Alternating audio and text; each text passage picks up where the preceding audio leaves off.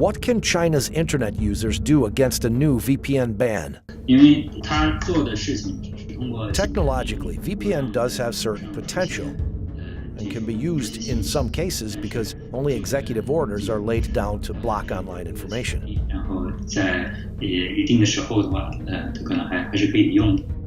How is Communist China's firewall supported by a huge, costly state apparatus?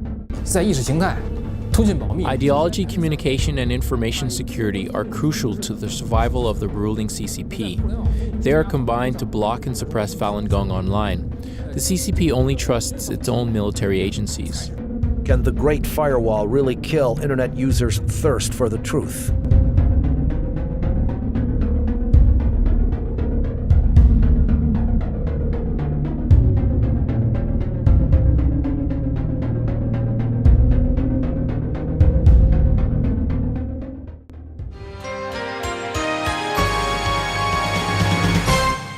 Welcome to Zooming In. I'm Simone Gao.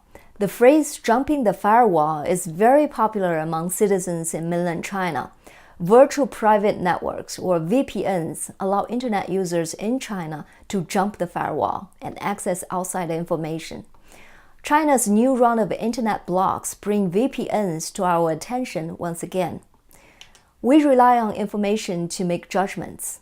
Authoritarian regimes like the Chinese Communist Party rely on information control for power. Internet censorship is an essential part of their tyranny. How does the regime carry it out? What can people do to get around internet blocks? Today we will focus on China's Great Firewall, the 21st century apparatus of state violence.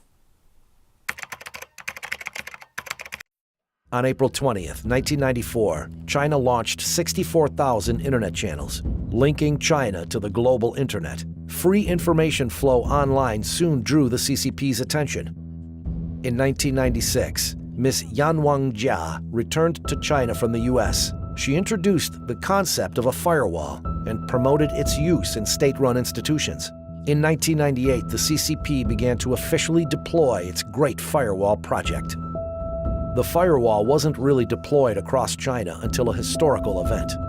On July 22, 1999, the CCP began to suppress Falun Gong. At the outset, Jiang Zemin, then the party chief, claimed Falun Gong can be wiped out within 3 months. Despite the CCP's policy of moral defamation, economic throttling, and physical elimination, this group was unlike any group that the CCP had suppressed before. Yu Chao practices Falun Gong. On April 26, 1999, he skirted the firewall, which was in its early stage, via a foreign film's private communication line. He sent 2-layer compacted emails about the April 25th peaceful appeal to his classmates and fellow practitioners abroad. 那么当时一般使用的这个 I remember we usually used 33.6K and 56K modems at that time. After finding this tool, I thought it wasn't enough if only I could use it. Then I went to tell other fellow practitioners who had come to Beijing to appeal for Falun Gong one by one. I told them the importance of creating message channels. My classmates and I began to train domestic contacts for Mingwei.com, which was an information hub that has played an extremely important role in Falun Gong's anti-persecution in the past. So our concerns were not only finding a viable tool, but also finding its users, an information hub as well. We established such ties to Mingwei.com, so since the founding of Communist China, the regime has never faced such a challenge. The suppressed group still expressed its own voice despite the sweeping, slandering movement against the belief and could organize to protest under state-imposed pressure. 打压的情形下呢，自我组织，而且奋力抗争。 Falun Gong practitioners' resistance to internet censorship drew the CCP's attention. They realized the emerging challenge the internet posed. At that time, Cisco, the US-based IT and networking company, seemed to be useful to the CCP.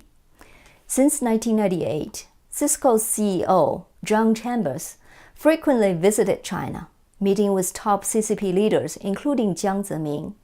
He talked about future cooperation opportunities and cemented ties between Cisco and the Chinese government. In the years since then, Cisco actively participated in China's Great Firewall and benefited from its equipment sales. 那到底他是怎么合作的呢？其实他说的这些场面话。 Then how on earth could they cooperate? Behind such high-sounding remarks, of course, I wasn't present at the talk between Chambers and Jiang Zemin. I'm sure they talked about only one thing. What can you, Chambers, do to help us consolidate our rule? This has been the Chinese Communist regime's biggest concerns ever since it came to power, nothing more. Then what did Chambers actually do? Cisco played an extremely bad role in colluding with the CCP's regime to violate Chinese people's basic human rights or citizen rights.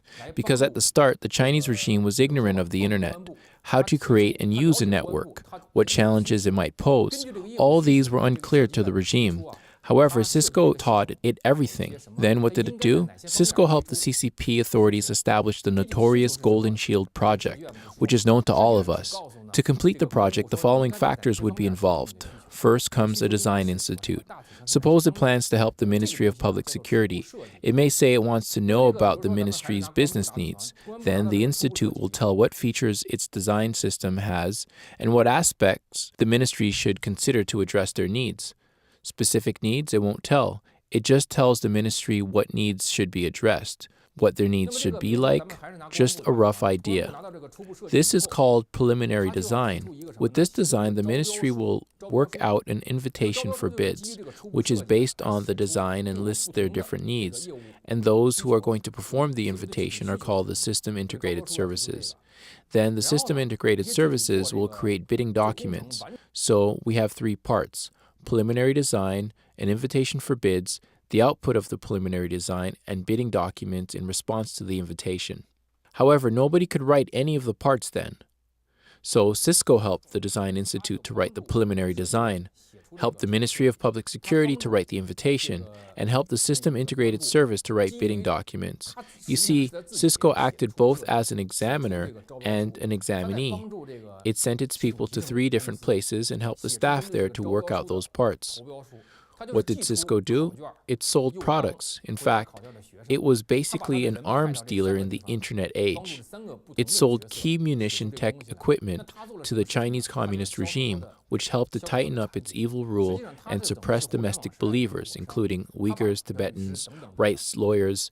That's what Cisco did. Its principal project is the Golden Shield.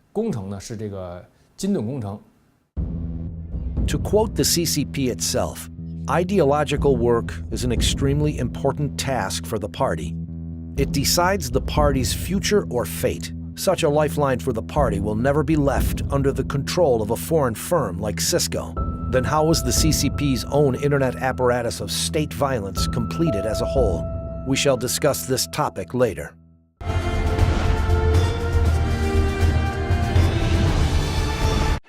Since the start of the regime, the structure and workings of state violence involves 3 things. First, the brain is a violent apparatus, a decision-making body representing the CCP's will.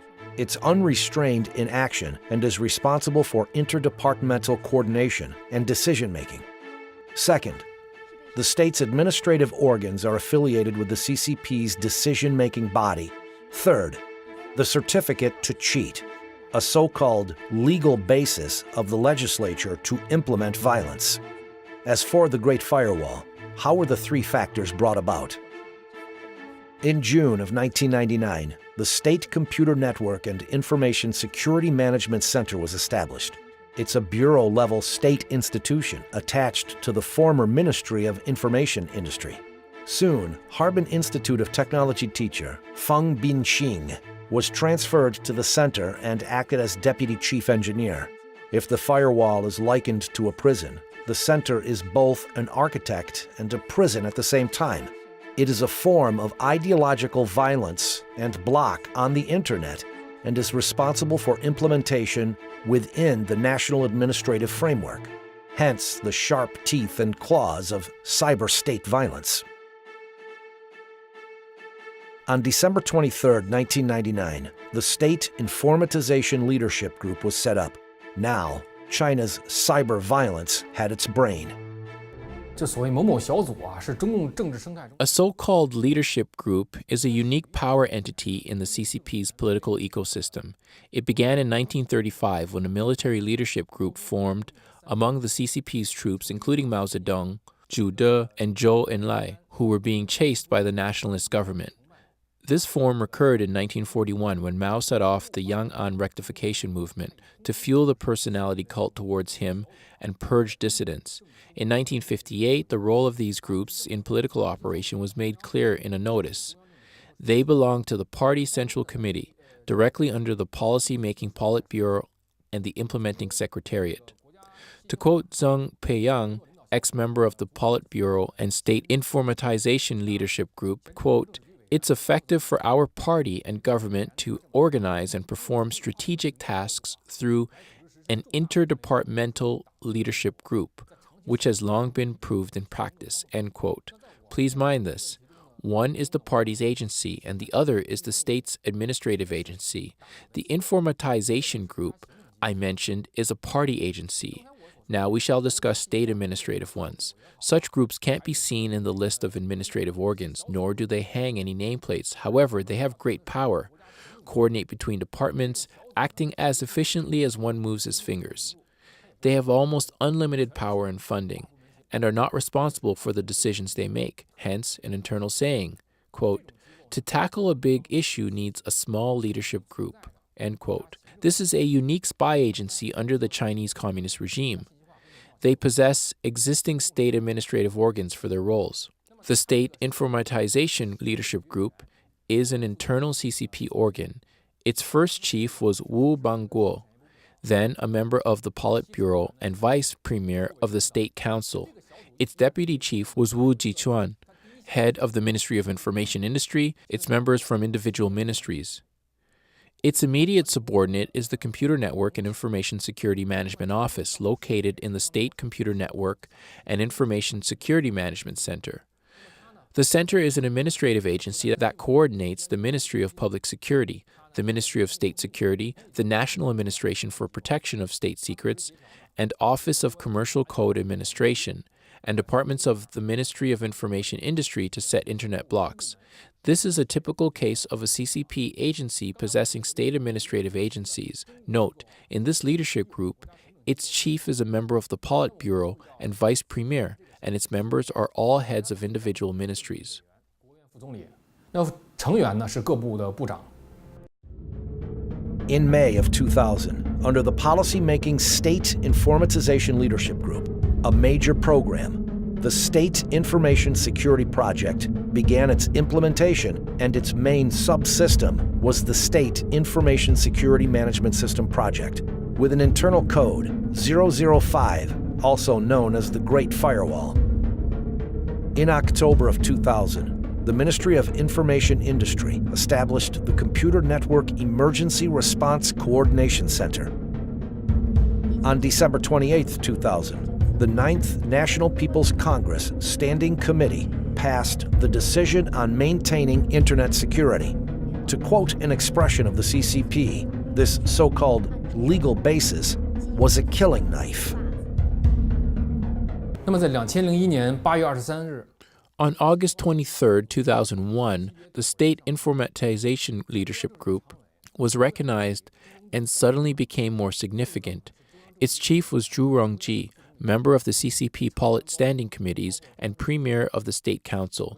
Its deputy chief was Zheng Peiyang, member of the Politburo and vice premier of the State Council, and its members included Hu Jintao, member of the CCP Polit Standing Committees and vice president of China, Li Langqing, member of the Politburo and number 1 vice premier of the State Council, Ding Guanggang, member of the CCP Politburo and director of the Central Propaganda Department, and Wu Bangguo, member of the Politburo and also vice premier of the State Council. Back in 1999, the group was headed only by a deputy premier and included several ministries, but now it had 3 Polit Standing Committee members and 3 Politburo members. All of these were their ranks within the party, and their ranks in the state administrative system were 1 premier, 1 vice president, 3 vice premiers, and 1 director of the Central Propaganda Department. This marks that the internet blockage had risen to the highest level, the Politburo Standing Committee level. So far, a state-level apparatus of cyber violence had completely taken shape. The spy agency consisting of Politburo Standing Committee members made decisions and cooperated interdepartmentally. The CCP-controlled so-called People's Congress provided a deceptive legitimate authorization against cyber violence, and the State Computer Network and Information Security Management Center was responsible for implementing state violence across China. 权力层级的互联网暴力机器全面成型了。 The State Informatization Leadership Group was the brain of the Great Firewall, expressing the will of top CCP members. Then how was the will reflected in internet controls? 它就要由中共的情报部门。 Viable information needs and security needs had to be translated by the CCP's intelligence agencies and security departments. Such needs would be satisfied in an informatized way in respect to internet controls through the Computer Network and Information Security Management Center, which coordinated research institutes. Ideology, communication, and information security are crucial to the survival of the ruling CCP. They are combined to block and suppress Falun Gong online. The CCP only trusts its military agencies. A large number of research institutes and universities with military backgrounds are involved in the Great Firewall, including Harbin Institute of Technology, National University of Defense Technology, Xidian University, the PLA Information Engineering University, the PLA Engineering Academy of Armed Forces, the 30th Research Institute of China Electronics Technology Group Corporation, the 56th Research Institute of the PLA General Staff Department, etc. From 2001 to 2002, government-funded branches of the State Computer Network and Information Security Management Center exploded in Chinese provinces. Meanwhile, the persecution of Falun Gong reached a record high nationwide. But this time, users bypassed the firewall and learned the truth about the CCP's persecution. Unluckily, the Chinese regime has recently clamped down virtual private networks, the main tool in accessing outside information. What future will China's internet users face? Here's my discussion with Mr. Yu Chao, president of Frigate Internet Technology Corporation. VPN 不能用了。 Will a large number of mainland Chinese citizens turn to other firewall leaping software, say Frigate or UltraReach? Technologically, VPN does have certain potential and can be used in some cases because only executive orders are laid down to block information online. That's because some products are supplied within China, and users will know each other and form interactive communities. They'll exchange information. 他们之间会互相传播。就是您刚才说了一个选项。 You just mentioned an option. Currently, all VPN products have vanished online. Many users may turn to other solutions. UltraReach or Frigate, are they safe as firewall leaping tools? 封锁的工具安全吗？ 这些突破网络封锁的工具 Yes, very safe. Since the earliest start in 2001, when there seemed to be free China and garden, nobody has been harassed or arrested due to the use of firewall leaping tools themselves.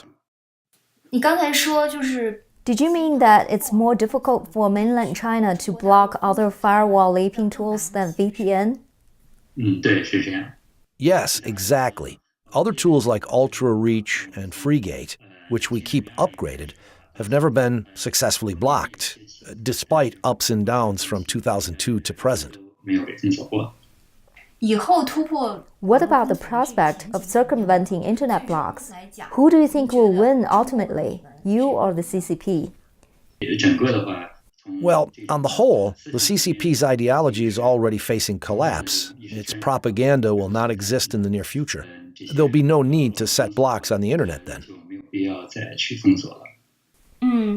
在技术层面 Technologically, it's hard to say you will completely defeat them. But generally speaking, the CCP is experiencing collapse. So its internet blocks are doomed to failure. Is this what you mean? 对，是这样。因为从技术上 Absolutely. Technologically, we can succeed in bypassing online censorship with very little manpower and material resources. However, we still have the limits on manpower and material resources. So it's difficult to expand our service to serve all internet users. Then your strategy is to let some people access this content through your technology, and then they will in turn spread it within the country. I think that's the situation. Not that we did it intentionally.